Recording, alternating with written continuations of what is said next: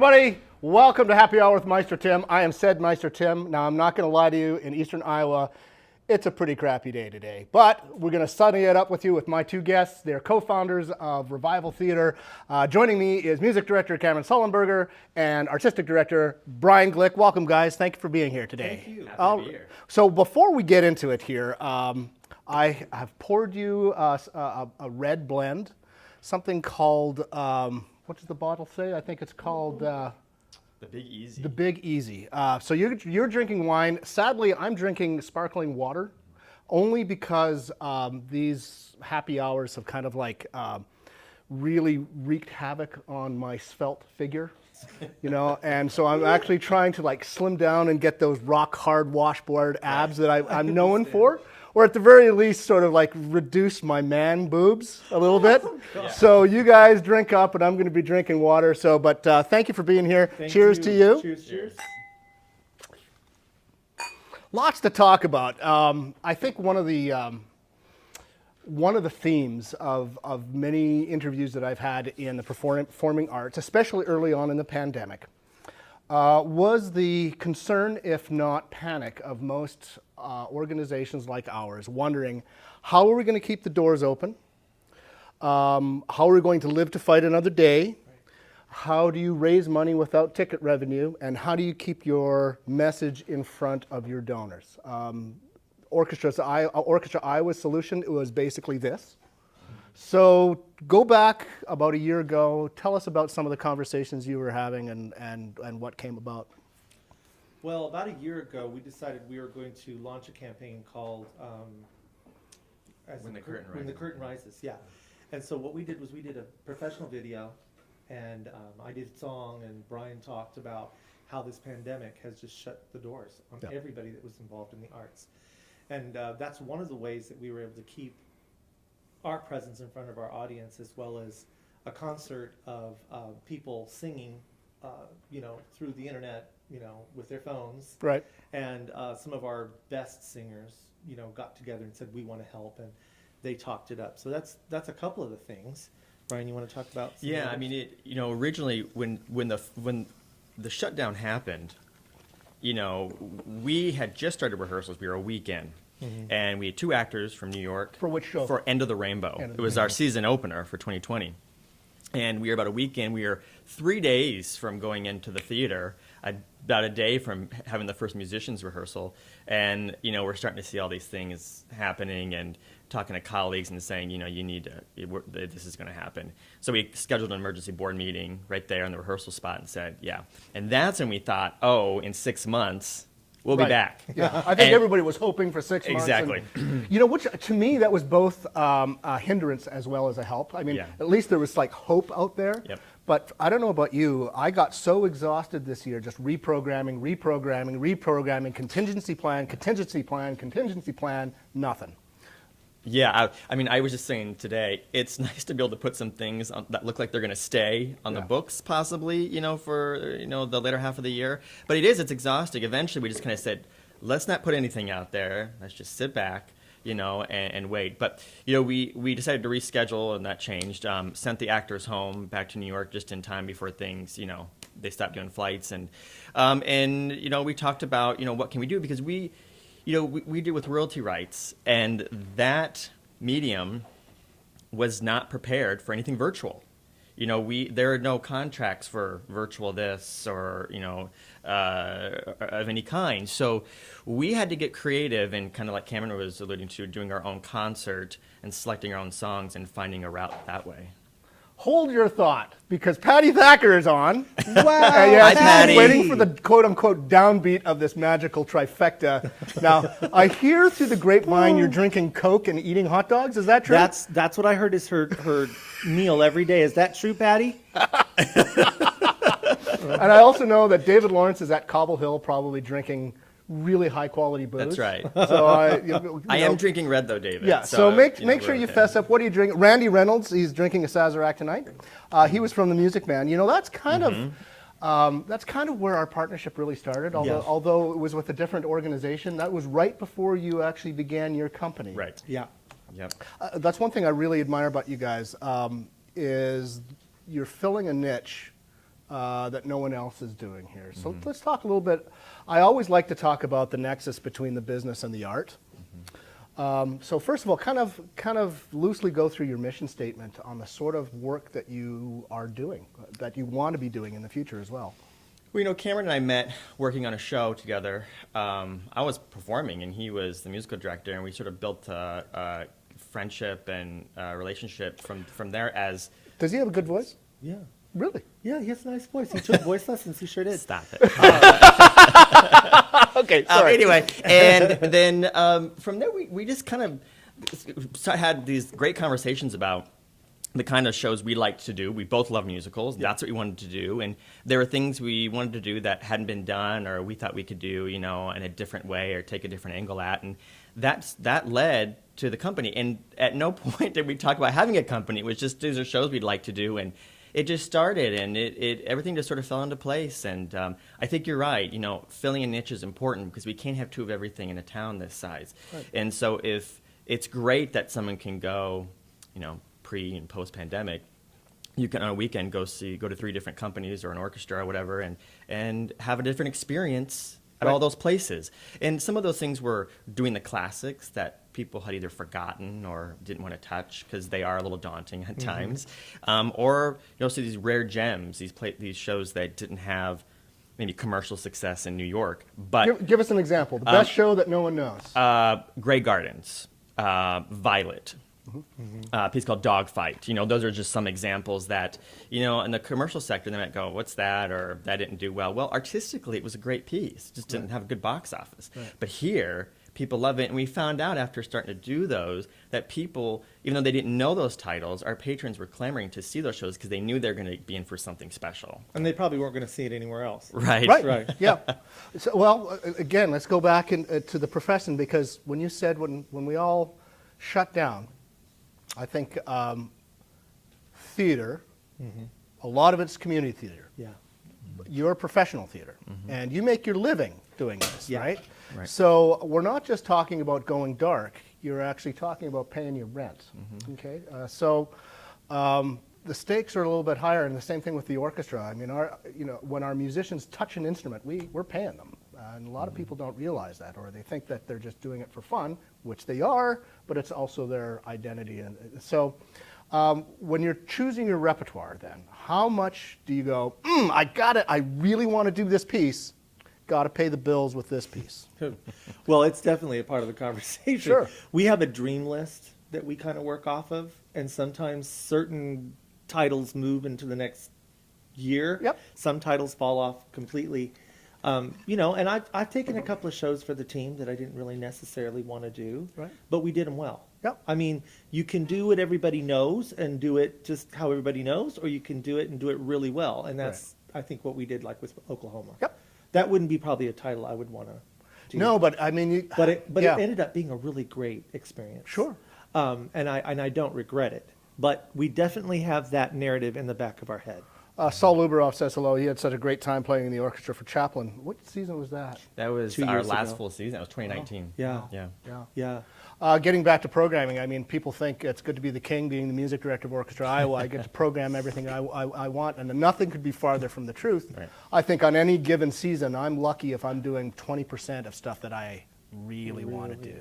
Only because, you know, after I've done Beethoven 5 3 or 4 different times, still a great piece. There are some other really great symphonies that I would just love to just sink my teeth into, but I also know that, you know, I need that extra 150 people to show up. And so delayed gratification is kind of like a requirement in our business. Yeah, you know, that's kind of what we do with our concerts. You know, one of the reasons we shifted to doing our, people laugh when we say in concert because it's a bit more production value than stands, as some might see it. You know, is we knew it could involve more people. It also saves us from having to do the sets. Right. And a lot of the stuff that can be a burden, you know, and we don't have the personnel to do all that all the time or the time. So our concerts kind of became another little sort of niche to how we produce a show. Kind of a trademark. Yeah. Really. Yeah. The way we did Music Man is still kind of how we approach doing our concerts now. Yeah. We try to give them the full experience without the full money. Right. You know, on our end. But I'm kind of proud of this concert. Yeah, They you should really, be. people like them, and you still get the whole show. And do you find that depending on the piece, depends on who you can get? Oh, yeah. You know, so I mean, for example, when you did Ragtime, for example, which was great. By the way, I always thought that one of the reasons Ragtime was never really a great, huge success is because it's so long. But the thing is, what do you cut? You can't cut Yeah. the story, and all the best music is when nothing's happening. So you either cut the music or you cut the story. Yeah. And you can't do either. So At one point, I was putting the schedule together, and I said, "We have more songs than we do on the dates for rehearsal on the calendar." I was like, "We got to figure this out." Yeah, it's a lot, but I mean, boy. I'm not a big fan of cutting what the composer wants, but Yeah. some of these shows just go on and on. right. And But when you do something like Ragtime or some of the these others, do you find that you get access? When you do a rarity, do you get access to talent and actors that you would not normally get? Sure, absolutely. Yeah, we had several actors for Ragtime that from out of town, and we just got so lucky, and that's an experience I'll never forget. Yeah. And I don't know if I want to touch it again unless I could be guaranteed I could have something the same or better. yeah, I Say- mean, our Cole Yep. House is doing 7. He's already done 8 or 9 productions of Ragtime across Yep. the United States, so we lucked out. Yeah. It's the same here. I mean, I know that we have no problems contracting an orchestra when we're doing a Mahler symphony, and an unusual one like a 2 or a 3 or a 5 or a 7 or whatever the number, you know, off the beaten tracks where that really sort of make your talent salivate because Yeah. they don't get to do it all the Yeah, time. yeah. You know, one of the things too with the concert that people love that we've found out from our patrons and what they've shared with us is they love seeing the musicians Yeah. play. Yep. Because a lot of our shows, we're not in a theater that has a pit. Right. So they're in another room and we pipe it in. And some people say, "Oh, that's a great track you got playing." Well, No, that's not a it's track. not a Those are track. fake names in the playbill. Those are Right. real play. And so when we have them on stage, and then you have the choir, and then you have the people down front performing, it's Yeah. the experience is overwhelming in the best kind of way. Right. Yeah. You know what? I was hoping to actually delay this a little bit longer into the conversation, but it's segueing beautifully. Let's do a thought experiment. The people who are watching right now are huge fans of the orchestra and huge fans of yours. And I know we have had a couple times in the past conversations about, wouldn't it be nice to do a musical, large format, large scale, on the Paramount, you know, full full scenery, full lighting, full choreography, full pit, full orchestra pit. Problem is, a lot of people have no idea how pricey that really is. yeah. So the thought experiment is, let's say we were going to do a musical. I don't care. Which musical would you like to do? Sunset Boulevard. Sunset Boulevard. Okay. So what are some of the and just ballpark it because we know we can't access it right now. But what are some of the main expenses that you would be incurring, and give it an approximate number? Well, if we did it at the Paramount, Yeah. you've got the union costs. Union Paramount. You know, and so- that can be up $20,000-$30,000 depending, you know, especially if you have a set, Yeah. because the labor, putting it in, loading it in. And you'll be using that theater for at least a whole week, right, Ed? Yep. So we're talking about 20 grand. Yeah, 20 at grand least, yep.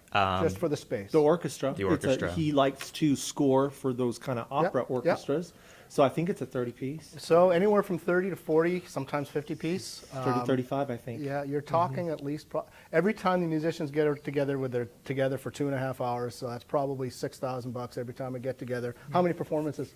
3? Well, we can afford typically Thursday through Sunday. In this case, it might be Friday, Saturday, Sunday, or So, 3 at the most? at the most. So yeah. probably 3 rehearsals with orchestra. Probably. Yeah, So we're yeah. talking. So we're talking probably close to 40 grand for the orchestra right Yeah. there. Okay. What are some of the other expenses? The scenery. Okay. You're probably talking 20 grand in scenery. It would be bigger than we normally would have. And probably Unless we went minimal. minimal, unless you went minimal. Yeah, but that's not what people would want. Yeah. I mean, the fact if you were going to do let's do it right. Do it all the Yeah, way? Yeah, let's do Oh, it all okay. the way. Yeah. Broadway didn't even do it all the way 4 Yeah. years ago. But if we did it all the way, you're talking about, you know, a gilded stage because Yep. she's a has-been star. Movie star from the So you're 20s, and it 30s, yeah. moves. You know, Yeah. it goes from here to that. You got to have a spiral staircase. Yeah. Yeah. Chandeliers. Yeah, chandeliers. So, Furniture, yeah, the opulent furniture. we're talking about 20,000 At least. At Okay. least. Then you got costuming. 10,000 in costumes, probably. Plus 10,000. 10,000 in costuming. Okay. So what about personnel behind the scenes? I mean, who's running the set? Who's running the lights? Who's running? That's Lighting director. lighting director, ASM. ASM. Okay, let's just throw your overhead plus that. Probably Another 15 maybe. Oh, More? More. I would say easily 30. Okay, let's get, let's say on a good, Yeah. on a good day, we get down to 25. Okay. Yep, great. Okay? That's What when we else? get the best of the best. Okay, design. what about, Okay. what about rights and renting? Well, they take the percentage of seats. Yeah. They take a percentage of ticket sales. They take a percentage of performances. So, I mean, for us to do in a house of 200 4 performances, you're talking $5,000. $5,000. So for the Double that. Paramount, 10. you at least, At least. yeah. Ed, what are we missing here in terms of other expenses? You're in the ballpark. Okay, yeah. You might have 5 or 10 grand Yep. that we haven't really thought Thought of? about. Performers. Oh, yeah, you pay your performers. Yeah. Yes. Yeah, Yeah. okay, so what would that cost? For something of that size, you can dancers, principals, supporting. I mean, roughly. 6 maybe? I would say it's between 6 and 10,000. Yeah, depending. Even if they're non-union, it's more affordable. If they're union, then Let's cut the difference, 8? yeah, sure. What else are we missing? That, So here's the method to my madness. If I just run this up, we're Yeah. at 40, 80, 125, 130, basically that's a $133,000 show. Yes. So if we got angel donors out there, most of who are watching right now. Yeah. If Is you this wanna mic give working? in Can a- we, yeah, in addition to what you're already giving to our, because the thing about the arts, a lot of people want to come to you with a project, sure. but they will divert what they're currently giving you. They're not going to give you more than that. So the trick here to make something like this work, we would need angel donors to come forward who are already giving to our organization, but to give an additional 40 grand to the orchestra and basically $100,000 to you guys to make this all work. So get to work, everybody, especially you, David Lawrence, and I hope you're choking on that old fashioned that you're drinking. He's gonna go. I just wrote you a check. Just wrote me a check. No, I guess the moral of the story, people do not understand how Right. expensive the arts are. Yeah. And actually, full stage theater production, whether it's opera, musical theater, ballet, but especially opera and musical theater, that it does not get more expensive than this. Especially for quality. Yeah. Yeah. Yeah. Yeah. And you know what's great is maybe not one donor, but maybe several donors could come up with that. Right. And I think that's what's great. And I don't think that that's really a dream too far reach. No, it's not. But it's the fact that I wanted to do this is just to get the numbers out there. Yeah.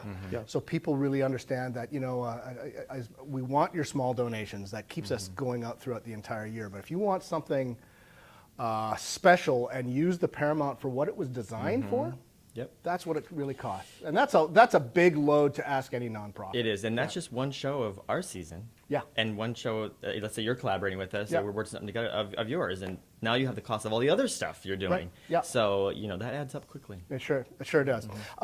Okay, so what's next for you guys? Well, we've moved. We haven't made an official announcement, but we've decided to move End of the Rainbow into the fall, and it'll be like the one show we do this year. We're going to do some other things on another scale, but we've decided to sort of hunker down, save as much as we can, Right. play it safe before we do launch into a full season in 2022. Are you finding that?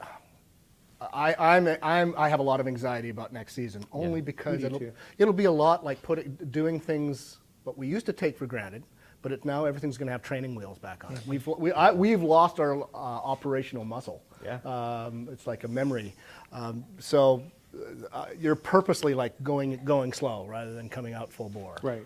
Yeah, I mean, I haven't been in front of performers in a rehearsal room since March of 2020. Yeah.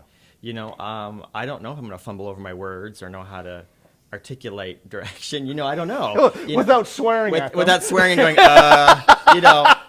so you can only like read up in your books how it's done before you actually have to do it. But I was telling Cameron, I want to be in a rehearsal room in a dark theater so bad for hours on end with crabby tech people. I embrace it. I want it, and I can't wait for that again. I saw a thumbs up bubble go by, but no one's really commenting on anything. So, hey, come on, say something so we can stump the chumps here what's going on in their lives. We have, at the orchestra, we really haven't been, we've sort of been talking about it, but we sort of also have been avoiding the conversation. We're assuming that roughly around September, we'll be pretty close back to normal. I mean, the vast majority of the people will be vaccinated by then. Have you thought about a policy of your ticket purchasers, your ticket buyers? Do they have to be vaccinated? Are you going to police it at the door? I mean, that's going to cause a whole lot of issues. Have you had that conversation? We have. We need to dig into it a little deeper, but we have started it. Just researching what other venues and companies have put in place. And, for us, it's a little different. We don't own the venues we're in, so we can put our own policies in place, but then the venue's going to have theirs as well. And I'm sure they're going to be very similar. But it is, for the show we do in the fall, we have looked at doing that in a way that spaces things out as of now, and tiering tickets very differently, being very flexible with ticket prices. I mean, offering a section of pay what you can, and having a donor cover the cost that we may lose on that. It's being as flexible and as organized about the process as possible. But that's definitely in the works as we look at. But it's like we said the other day, it's changing every day. Yeah. And so we kind of throw things into one basket and say, okay, at one point we need to kind of sit down and figure it all out. Off camera, we were talking about Broadway. Yeah. And that they're not going to come back right away because they need to come back to full houses. The numbers don't work unless they come back to full houses. And they have to come back and rehearse and get it all going. And so what does that mean to Actors Equity? I mean, it's going to be... I think it's a tough decision. What I was telling you is, the regional circuit is going to, I think, be gangbusters. I really do. I think it's... So these performers are going to have to go, do I stick with my equity card or do I go and just work? And that gives me hope, that the regional circuit will be ready to jump back in. Right. Yeah. Actually, Randy Reynolds says one of his groups' first rehearsal tomorrow. Which group is that? Choral group or? I think it's Concert Chorale. Concert Chorale? Let us know, Randy. Patty Thacker saying, keep talking. Keep talking. She's loving every minute. Yeah. I love her. But again, I don't think when you say Actors Equity, I don't think people really understand what that means and the dilemma that they're going to be in. Because Broadway, we're just talking Manhattan essentially right now. Right. Yeah. So actors are going to be forced with the choice of not performing on Broadway because they're dark, or taking work that doesn't pay as much. That's off Broadway. Or that they can't take, Or or they'd be fined by the union. They'd be fined by the union. So they're stuck, right. They're and stuck in I that see contract. friends that go, my union dues are up. Do I? It's a really tough place because these people are eager to work, not only because that's what they love to do, but they need the money. It's been a year and a half. They've been a year and a half. And so, there's talk of like the big shows like Wicked and Lion King who have paid, those shows are paid for and are family friendly to starting somewhere after Labor Day, but it just doesn't flip a switch. They've got to get back in the rehearsal rooms, and there's only so many rehearsal rooms. And Well, a lot of the music directors have moved to regional theaters so that they can eat. Right. Yep. They've moved to Maine, they've moved to Washington, they've moved to Kansas, they've moved so that they can do shows. Yeah. And I think it's a really, really scary place to say, we need you back in our theater, but you got to be vaccinated. I don't know. Yeah. I'm probably of the camp that's hoping that most people will be vaccinated and we won't have to do that. Because we need as many bodies as we can, but we don't want to shut down again. Europe's going through another. I totally get it. But I also think by that time liability won't be an issue anymore. I think that's the other thing that scared venues so much, especially the orchestra. I mean, if one of our musicians got sick or if an audience member got sick, that means we're liable. And the financial consequences could have been just like devastating. Yeah. I don't think that'll be as much of an issue. I don't think so either. And one of the things we talked about too is, people sort of over the summer, and we were talking, well, why can't we try to produce a show here? Because if we put the money forward, if we spend the money and then something happens and we have to shut down, we're done. Yeah. We have nothing in savings, to back it up. And that's with a lot of other organizations. Like you're better taking a back seat and just waiting when you can do it than forcing that through because, boy, you don't want to be in that boat. Yeah. We got a lot of that rights money back. But that doesn't mean that we can just sit on it and blow it. Right. I mean, we're okay. Yeah. but we can't risk a loss, Sure. a big one. No, no one can. That's, No, that's the other thing. nobody. And tell me, in the performing arts, there is no such thing as risk-free. That's the problem. I mean, everything that we do is Everything risk we do. mitigation. That's why we go back full circle to doing the art that you want versus the piece that you know is going to have bigger box office draw. Absolutely. And that's why you have to make these have these conversations so that you have enough ticket revenue coming in that it can support you taking a risk. But you don't have that backup right now. And I think this has showed us that the quality of work that you do pays off. Yeah. Because we're not doing work, but we can go to donors and we can show off things that we've done and say, look, we value the work we do and we take pride in it and we're very proud of it and continue to support this, and so we can come back even better than ever, when this is all through. And at the end of the day, it's about the work. Yeah. Yeah. But I also will give Iowans a great deal of credit. One thing that I learned in 2008 of the flood, Iowans step up in a crisis, and I don't know about you, but our donors have done very well by us. Right. I mean, they have come through. I think it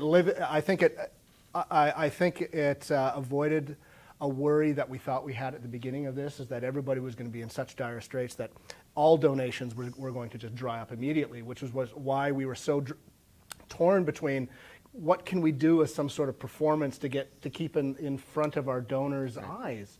I don't think that turned out to be necessary, actually. I think everybody really understood, and people in this area in eastern Iowa really stepped up. And that didn't surprise me because of 2008.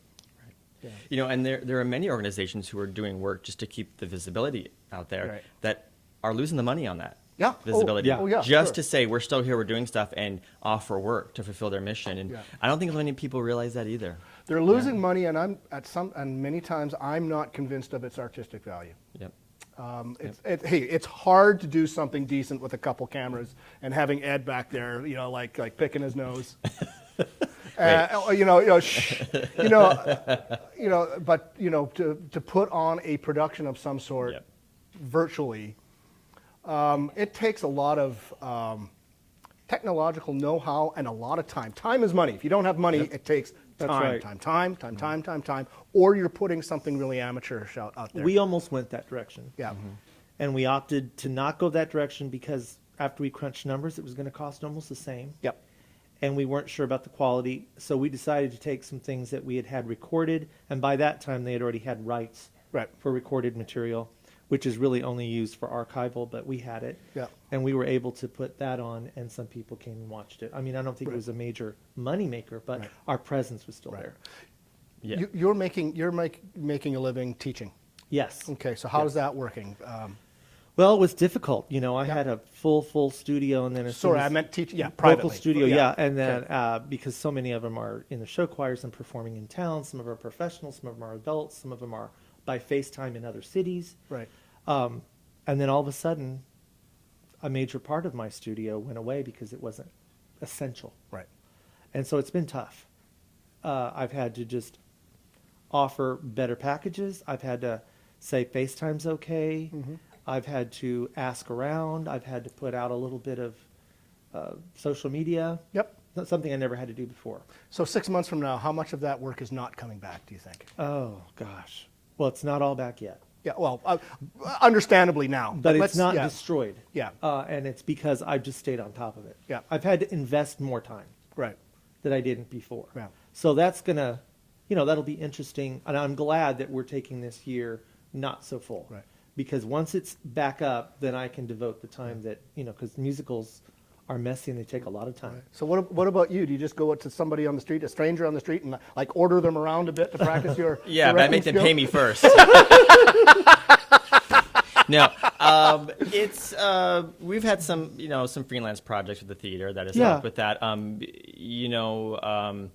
Mr. Santa, they call me during the holidays, so that has helped working with the Economic Alliance. By the way, brilliant. Tell us a little bit more about that because it's gorgeous. It's Thank you. transformed downtown. 2 years ago, I was just like, we could do better downtown. So I walked in with the EA, Economic Alliance, with a plan and said, "Oh, you should hire me, and I'll make this. I can do something with this." And they hired me.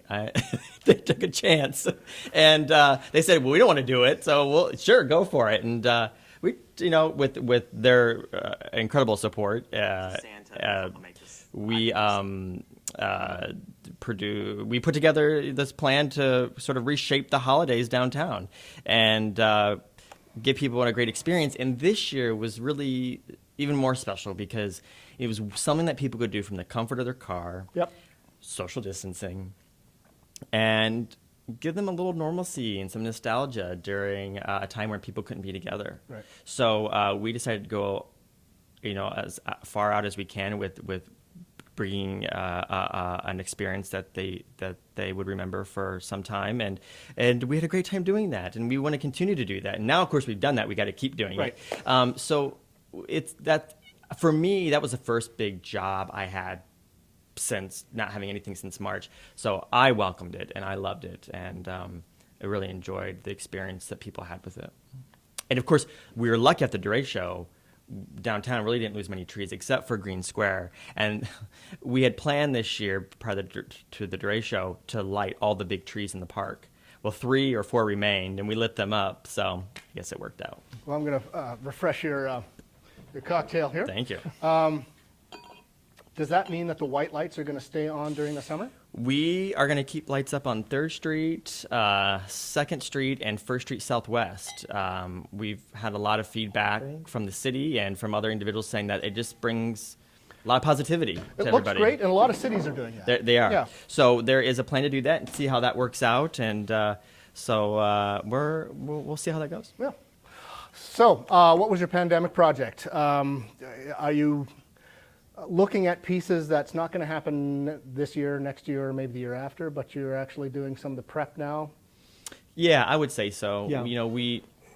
I would say probably in 2022, a majority of what we had planned for this year will be on with a change of maybe a show here and with one show. But yeah, because it's like the first time we feel like we'll be able to come back and do what we were doing and maybe do it in a different way. And so we are doing that. Yeah. And of course, like you, we're always looking 2-3 years ahead and seeing how we might lose the rights to something, so you got to shuffle something in, and so.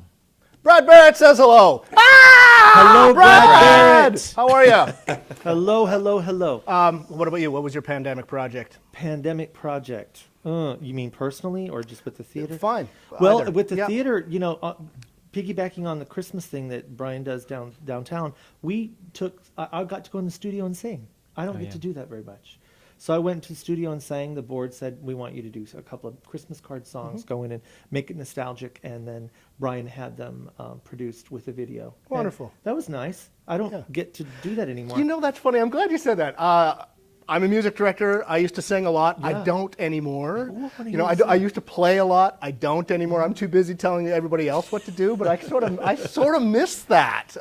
So did you feel that it was a little? Well, I tough sing getting it every back? day, Okay, good but for it you. was great for me to do my own personal project. Yeah. And I wasn't trying to get someone else to sing, Right. or do this. So it was neat. I really appreciated that. Yeah, you did. You said, "Oh, I kind of got the bug." Yeah, I kind of got the bug to Yeah. go back and do it. I And- started cooking. Did you? I've been cooking. I had nothing. I didn't have a spatula in my kitchen. Because I'm never home. I'm never home. It's like takeout. My doctor's like, your cholesterol's high. It's like, that's because all I can eat is takeout and I go to bed. But I did. I've been cooking, and the Ina, the delicatessen, is my Ina Garter. Yeah, my go-to. Or Ina Garten. Yeah. Is my go-to. So that's like my big thing, and so I've cooked a couple things for Cameron. Yeah, it was great. I So- went over to his house, and I also did a little bit of Cuban cooking at the house. Did picadillo and excellent. did casseroles that I was like, okay, I don't like that one, but I like that one. So yeah, we both did cooking. So one of the things I do, I think my musicians would be surprised that I often believe to practice what you preach. I haven't really played seriously for 20 years or so, but I'm practicing a lot, and I occasionally go out and perform live, especially if it's a fundraiser. But I won't necessarily do it on our main series or anything like that. It keeps me honest. So it keeps me humble. So if I'm going to tell somebody else how to do it, how to play, I better be able to do it myself. So as a theater director, I mean, there is the skill and the nuts and bolts of blocking. Okay? Yep. That there's a theory behind that, there is a skill behind that. But that's not what acting is. Right. So what do you do to practice what you preach? I haven't been able to do it as much lately since we started the company just because it's been so busy. But prior to starting the company, I would try to get on the stage at least once a year or once every 2 years to remind myself what it's like to be on the other side. And I would work with the director and be like, oh, I do that. That works really well. Or, oh, I do that and I should never do that again. Right. And, you know, and experience it. And it does keep you humble and reminds you and keeps your work fresh. But I will tell you, when we were doing all this video stuff and I had to speak and remember a script and talk, I was like, sweating bullets. I was like, this is hard. And a friend's like, now I know what it's like when you say we need to do X, Y, Z. And it is. I know it's a little bit about of that, but I was like, okay, that's right. It's not as easy as it may seem, Right. even though it's recorded, Right. because you get to change it 100 times if Right. you want. So you got to just make a decision. So I need to do more of that. But It's harder when you get older too, by the way. it does, and I love performing. That's where I started. Right. I was to be a performer, so I love doing it. I'm not able to do it as much, but I've talked to another colleague of mine that like I'd love to get back on stage if the opportunity arises. So. Yeah, actually going back about the actors' equity and going on in New York. God, how many months ago is when I interviewed Scott Schulte? Was it like 2 months ago, 3 months ago, or something like that? Yeah, two. So he lives in Connecticut now, but still not too far from downtown Manhattan. And he was laughing at, he thought that, he would just, do some acting at the local theater. Right. And oh no, child. No. Because, I mean, it may be called community theater. It ain't community theater. People are still, if they're not on Broadway, they're off Broadway working, and they're being paid for it. Right. So even somebody as multi-talented as Scott Schulte would not even see he wouldn't even get past security. So they're all And there's there. some great theaters. Oh, there's some he's great in Connecticut, isn't he? I think it's Connecticut. Yeah, there's some great theaters out there Scott, that are if that are you're watching, professional. say hello or something. Yeah, but which is funny because in a couple weeks, not next week, the week after, April 6th, my guest here is going to be Emmanuel Axe. Oh, I so heard that. good. That's amazing. For those of you who don't know who Emmanuel Axe, he's just basically the best pianist in the world, and he collaborates with Yo-Yo Ma all the time, and he was here 3 years ago. But Scott Schulte interviewed him, and it was one of the best interviews he did ever. And I remember we were taking, we get to the station, and Manny Axe is there, and we're listening to the feed, and it's like top 40, KZIA, 102.9, and all that stuff. And I could just see like Manny starting to wilt, going, oh my God, what have I gotten myself into? Not knowing that Scott is a total pro. Mm-hmm. And Scott came in there, and it was the best interview I had ever seen. It was respectful, it was on point, it was unusual, it was funny as hell. And I remember Manny coming out and saying, oh my God, that's one of the best interviews I've ever had. So I saw that concert. It was memorable. Scott, we miss you. So Yeah, we do. what does that mean for auditioning now?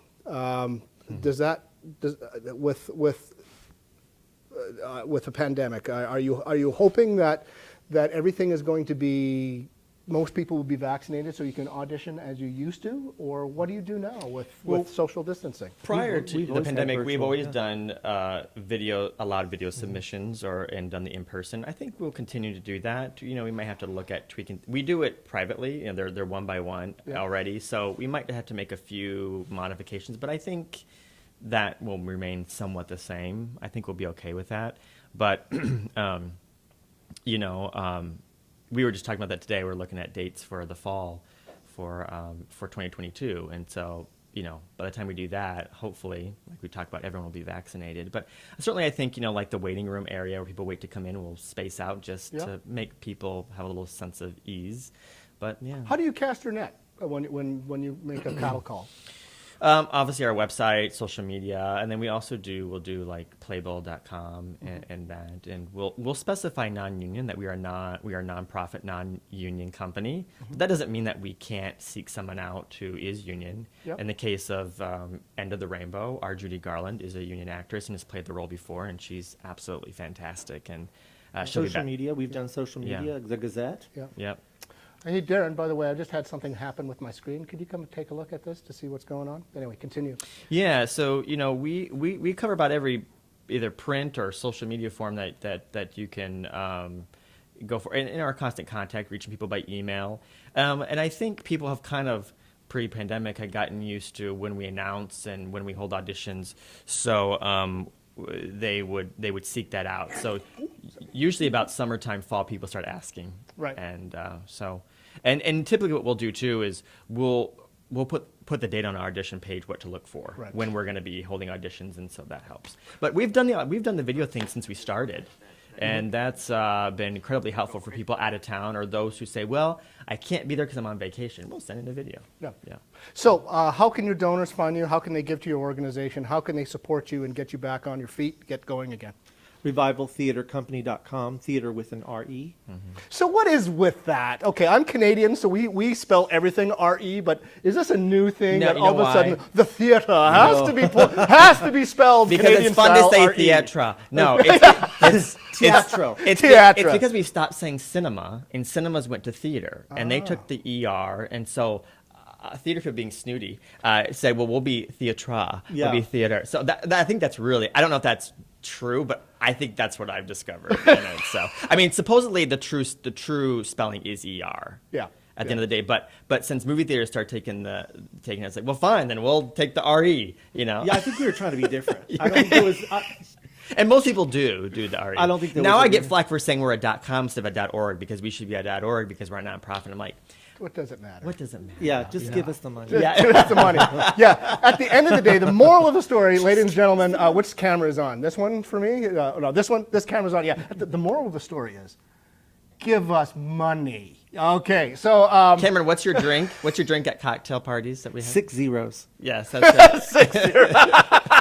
You're going to write a check, 6 zeros. 6 or 7. All right. Yes. Well, remember, and if you want to see a full live 2-scale Broadway musical at the Paramount, We're ready. we're ready. We're We ready. just need about 10 of you or more to come up with about $140,000, and we'd be happy to do it. And a blank check is fine. We'll add the zeros. Bonds.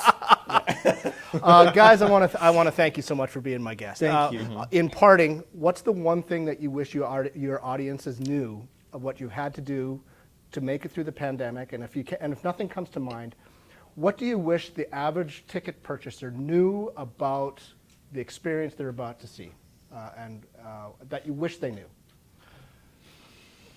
Wow.